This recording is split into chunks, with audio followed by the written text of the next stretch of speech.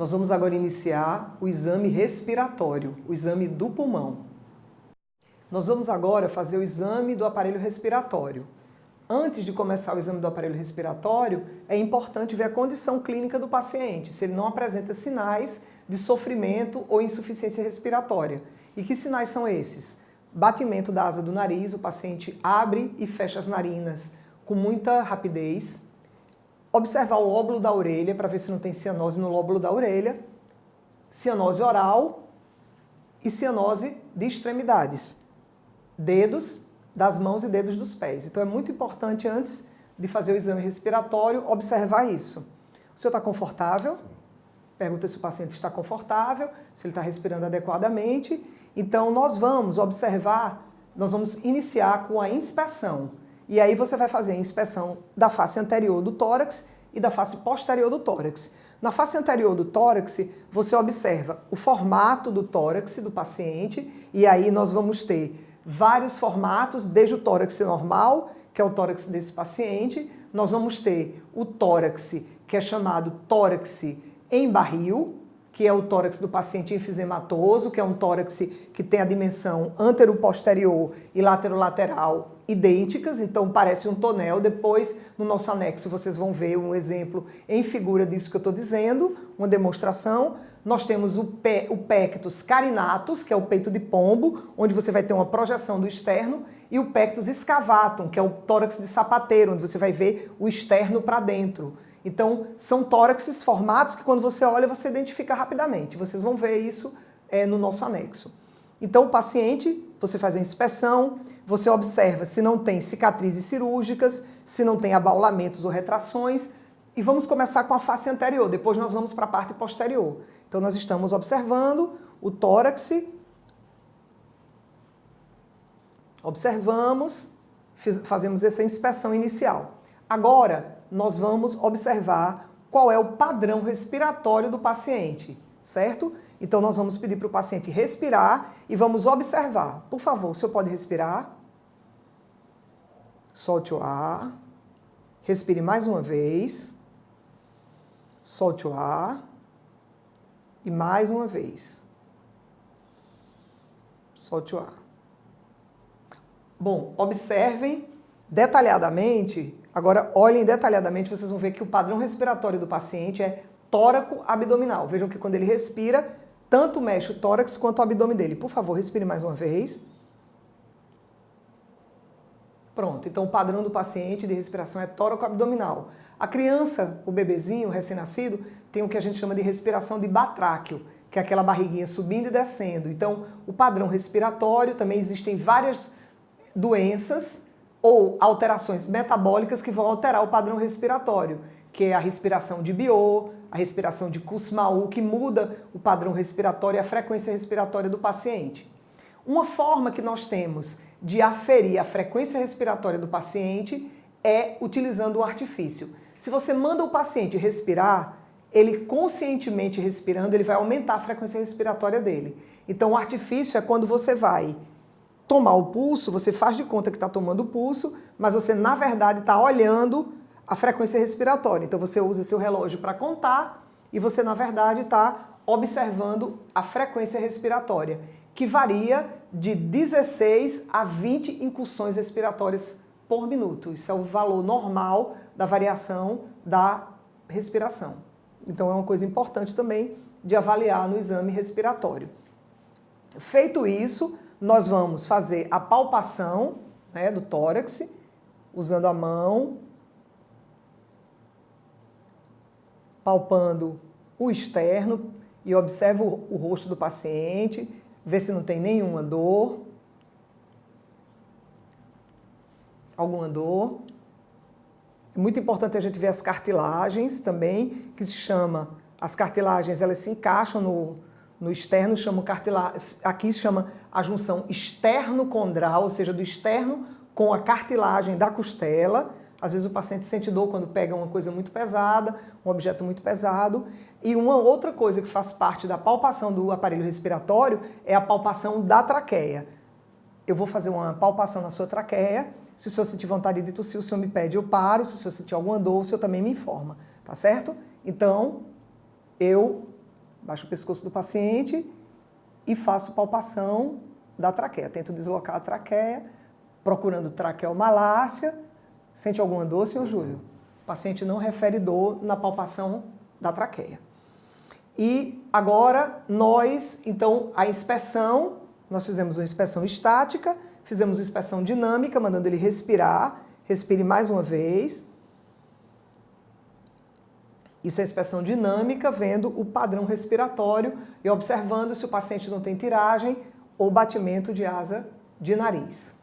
Nós vamos agora a outra parte da palpação, uma outra coisa que nós palpamos, vai ser, terminada a inspeção, nós vamos palpamos a traqueia e nós vamos palpar a expansibilidade torácica ou pulmonar.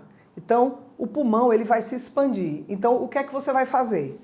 Você vai pegar suas duas mãos, e eu gosto muito de usar, para fazer isso, as referências anatômicas. Então, ó, fúrcula, ângulo de Louis, não é isso? Então, abaixo do ângulo de Louis, você vai colocar os seus polegares e abrir os seus dedos assim, ó, como se fosse, tá vendo, ó, uma asa. Você pega a palma da sua mão, encosta acima do tórax, acima dos mamilos, desculpa, bota seus dedos aqui, abre a sua mão e você pede ao paciente para respirar. Respire. Respire. Mais uma vez. E você sente o tórax expandir simetricamente sob a sua mão. Vamos dizer que o paciente aqui, ele tivesse com um pneumotórax, ou seja, o pulmão dele tivesse encolhido, tivesse aqui. O que é que você ia notar nisso? Você ia notar que esse lado expandia e o lado do pneumotórax não ia expandir. Então essa é a importância de se avaliar a expansibilidade pulmonar anterior. E aí você pode fazer só em 2 pontos, é suficiente. O segundo ponto, você vai pegar os mesmos polegares e você tem um apêndice xifoide, você bota a mão no apêndice xifoide e aqui, ó, aqui não era em cima do mamilo, aqui você vai botar embaixo do mamilo e você vai abrir suas mãos, olha, como se fossem umas asas, e você vai pedir novamente para o paciente respirar e você vai sentir o tórax expandindo. Muito bom. Mais uma vez. Se for uma mulher com mamas, você levanta a mama e bota abaixo do mamilo e acima da mama, certo? Então, essa é a forma de você fazer o exame da expansibilidade anterior, certo? Lembrando que nós estamos fazendo o aparelho respiratório. Do mesmo jeito que nós fizemos 2 pontos de expansibilidade anterior, nós vamos fazer agora a palpação e a expansibilidade posterior, certo? Para em seguida nós fazermos a percussão. A palpação da parede posterior do tórax, então, você vai palpar coluna, as vértebras. Sentiu alguma dor? A mesma coisa, a parede torácica, para procurar crepitações, abaulamentos. Perguntou ao paciente se ele sente desconforto, sentiu algum desconforto? Pronto. E, em seguida, o próximo estágio da nossa palpação vai ser fazer a palpação da expansibilidade torácica. Da mesma forma que na parede anterior, nós vamos escolher aqui a primeira vértebra torácica, T1, vamos posicionar o nosso polegar, abrir as nossas mãos e aí a gente coloca aqui, ó, em cima da escápula para a gente ver a expansibilidade. Respire fundo. Olha o movimento da minha mão. Solte o ar. E você fica prestando atenção ao movimento da sua mão. Respire. Solte o ar. E a sensação do pulmão expandindo embaixo da sua mão. Aqui está a escápula. Embaixo da escápula agora, você vai fazer, ó, uma prega.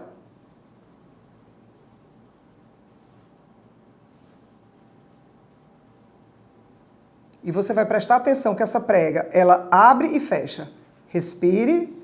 Olha aqui, a prega abre e fecha. Respire. Solte o ar. Certo? Então, essa é a expansibilidade posterior, em 2 pontos.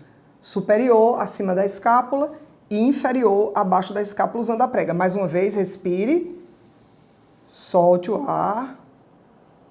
Então, vejam que essa prega ela vai abrindo, mostrando. Então, a mesma coisa, se o paciente tiver uma tumoração, se ele tiver um derrame pleural, o que é que vai acontecer? Ou mesmo um pneumotórax, esse lado expande e esse lado fica estático. Então, essa é uma forma de nós avaliarmos se o sistema respiratório, ou seja, o pulmão, está expandindo adequadamente. Uma outra coisa que nós podemos palpar, como eu já falei na parte anterior, é o frêmito tóraco-vocal. Então, você tanto pode usar a lateral da sua mão, como a mão espalmada. Então, usando a lateral da mão, 33, 33. Veja que baixa, 33. Do outro lado, baixa, 33. Baixa. 33. Muito bom. 33. E sua mão é posicionada nessa região que é entre a coluna e a escápula, que chama interescápulo vertebral, entre a escápula e a coluna vertebral. Então não adianta botar aqui em cima da escápula, você tem que colocar a sua mão, posicionar entre a coluna e a escápula, nesse espaço, 33, 33, 33, 33, 33, 33, 33, 33, 33, 33, 33, 33. Você pode também fazer com a mão espalmada. 33, 33, 33, 33, 33, 33, 33, 33, 33. Muito obrigada. Eu uso o frêmito para delimitar as bases pulmonares, para ver onde é que o pulmão acaba. Então, primeiro do lado direito, 33, 33, 33. Então, aqui eu já não sinto mais o frêmito. 33. Então, o pulmão dele acaba nessa altura, o lado direito.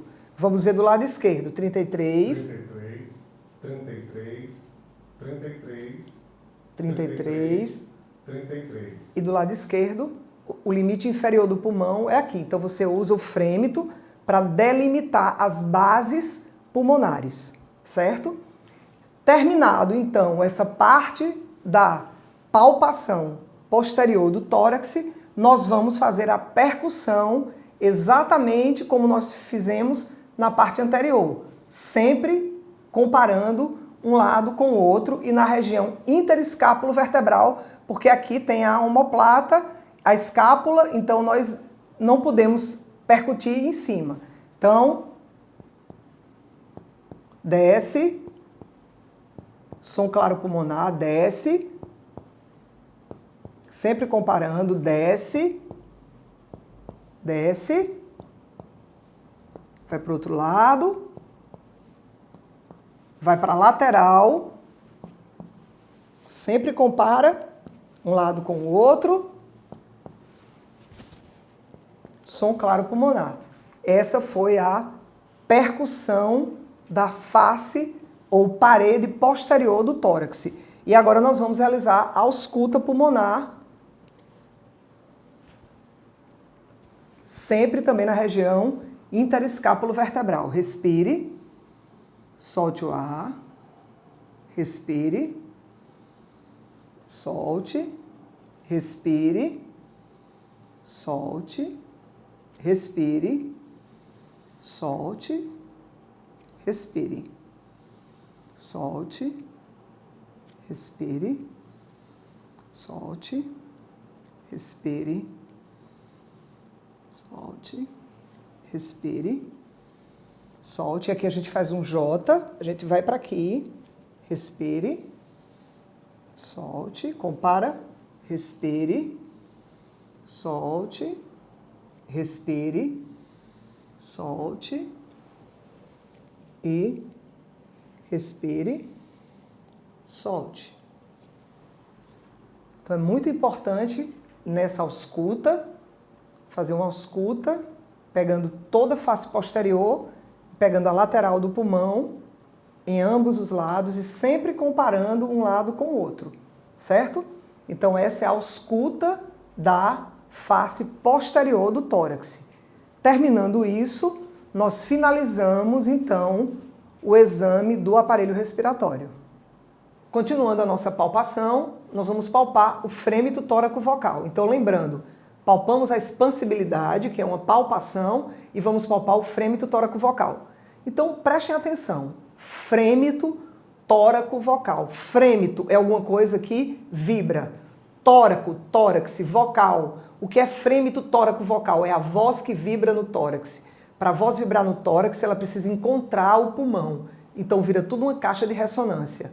Então a técnica é você mandar o paciente dizer 33. E você pode usar a lateral da mão ou a palma da mão, a mão espalmada. Vou fazer das duas técnicas para vocês aprenderem. E sempre bilateralmente. Clavícula começa aqui. 33. 33. 33. 33. Aí, olha, é no espaço intercostal, é entre as costelas. É na carne entre as costelas. 33. 33. 33. 33. 33. 33. 33. 33. 33. 33. 33. 33. Aqui a área do coração, eu não vou, lógico, sentir o frêmito tóraco-vocal. Eu vou sentir onde? Na lateral. 33. 33. 33. 33. Lembre que sempre eu tenho que comparar um lado ao outro. 33. 33. 33, certo? Bilateral. Então, olha, só repetindo, reforçando. Compara um lado com o outro, desce, compara, desce, compara. Sempre bilateralmente. Essa é a parte da lateral da mão. Você vai sentir a vibração, o frêmito tóraco-vocal. Se por acaso você vai usar a palma da mão, então você usa a palma, 33, 33, 33, 33, 33, 33, 33. 33. E esse sentir, essa palpação, você tem que fazer, você usa essa mão para amparar o paciente, isso é como se você fizesse uma ventosa. Você vai, ó, você posiciona a sua mão, você faz uma leve pressão para você sentir esse pulmão vibrando, nem é dando uma tapa no paciente e nem é encostando superficialmente, é uma certa pressão, gentil, porém firme. 33, 33, 33, 33. certo? Então essa é a palpação do frêmito tóraco-vocal. O que é que vai acontecer, por exemplo, com o frêmito tóraco-vocal se você tiver um derrame pleural, se você tiver líquido aqui? Na hora que você fizer 33, o líquido vai se interpor entre o pulmão e a sua mão. Então esse frêmito tóraco-vocal vai estar abolido, você não vai sentir. Se for dos dois lados, ele vai estar abolido bilateralmente. Se for de um lado, só o derrame, você vai sentir abolido na região do derrame. Se tiver presente, abolido só aqui, então você vai ter um derrame só no terço inferior. Então isso é muito importante a gente pensar que as pessoas usavam essas técnicas no momento onde não tinha raio-x de tórax, onde não tinha uma tomografia, onde não tinha uma ultrassonografia. Então, os médicos anteriormente a todos esses avanços tecnológicos, eles usavam essas técnicas para avaliar a presença ou não de derrame pleural. Uma outra utilização do frêmito tóraco-vocal é quando o paciente tem um pneumotórax. O que é que vai acontecer no pneumotórax? O pulmão encolhe e ele vai estar todo aqui, ele vai estar encolhido e no tórax vai estar preenchido de ar. Então, na hora que você fizer o 33, você também não vai ter o pulmão vibrando, você não vai ter também frêmito. E como é que a gente vai saber se é líquido ou se é um pneumotórax? Aí é o segredo, por isso que é inspeção, palpação, percussão e ausculta.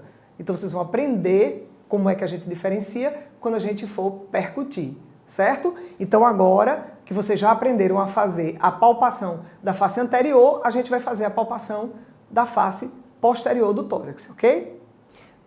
Agora nós vamos fazer a percussão da face anterior do tórax, certo? Essa percussão é uma percussão dígito-digital. Você vai usar o seu dedo e o segredo é como você vai usar o braço para você percutir. Então é treino, é você realmente treinar a percutir. Você vai usar o espaço intercostal e vai usar a mesma técnica da palpação do frêmito. Então você vem, inicia.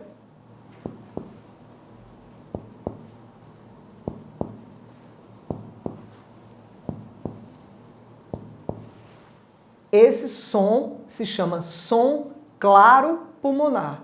É o som do pulmão sendo percutido. Então, olhem bem como é que você vai fazer em toda a extensão do tórax, sempre bilateralmente comparando.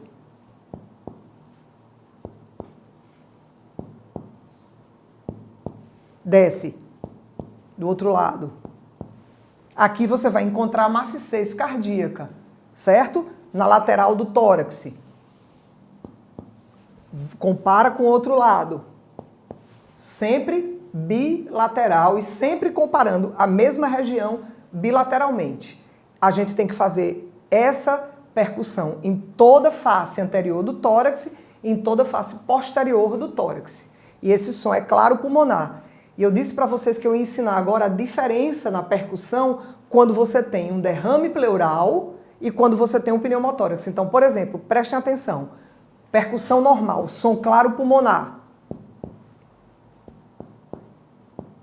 Se aqui tivesse líquido, o que era que aconteceria? Quando você fizesse isso, o som seria maciço.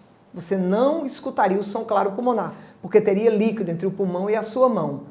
E se tiver um pneumotórax, então isso aqui vira uma caixa de ar. Quando você bate, fica hipertimpânico. Não é o som claro pulmonar, é um som mais ressonante, muito mais alto. Então essa é a diferença. Som claro pulmonar, pulmão normal.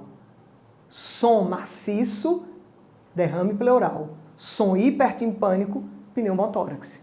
Então isso é muito importante e é uma arte do exame físico respiratório, é exatamente usar todas as técnicas de palpação, percussão e ausculta para identificar o que é que está acontecendo no pulmão. Então, agora nós vamos fazer a ausculta anterior do tórax. Eu vou demonstrar para vocês o que é que nós vamos auscultar na face anterior do tórax. Nós vamos iniciar a ausculta, auscultando primeiro a traqueia. Respire, solte o ar. Respire, solte o ar. E esse som é o som traqueal. O som traqueal, como a traqueia é um tubo muito largo, você vai sentir o... É o som traqueal. A traqueia desce e logo na altura do ângulo de Louis, você vai ter a bifurcação dos brônquios fonte, direito e esquerdo. Então aqui você vai escutar o som brônquico. Também é um som bem potente que você vai escutar nessa região do ângulo de Louis. Então, por favor, respire, solte, respire.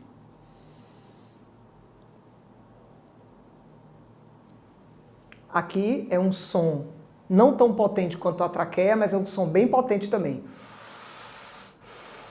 Por exemplo, quando você tem uma criança, a criança costuma ter um acidente na infância que é a criança colocar feijão ou arroz na narina e isso ir para aqui, para a carina traqueal, que é exatamente no lugar onde a traqueia bifurca, para o brônquio fonte. Então, às vezes, quando você tem uma obstrução de um brônquio, você vai ver o murmúrio brônquico de um lado e abolido do outro, e aí você sabe que é lá onde tem a obstrução. Então, uma rolha, às vezes uma rolha de secreção, uma rolha de catarro, também pode, em criança muito pequena, fazer uma obstrução brônquica.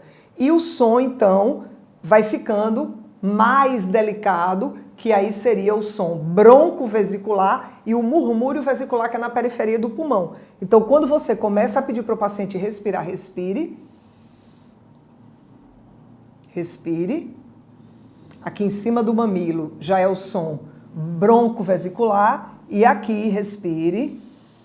solte o ar. Aí você compara do mesmo lado, respire, solte o ar, sobe perto da axila, respire, solte o ar e volta para o outro lado, respire, solte o ar. Então, gente, sempre a ausculta é bilateral. Respire, solte o ar, respire, respire, respire. Sempre nós procedemos à ausculta. Então, agora eu vou fazer uma ausculta completa para vocês observarem, certo?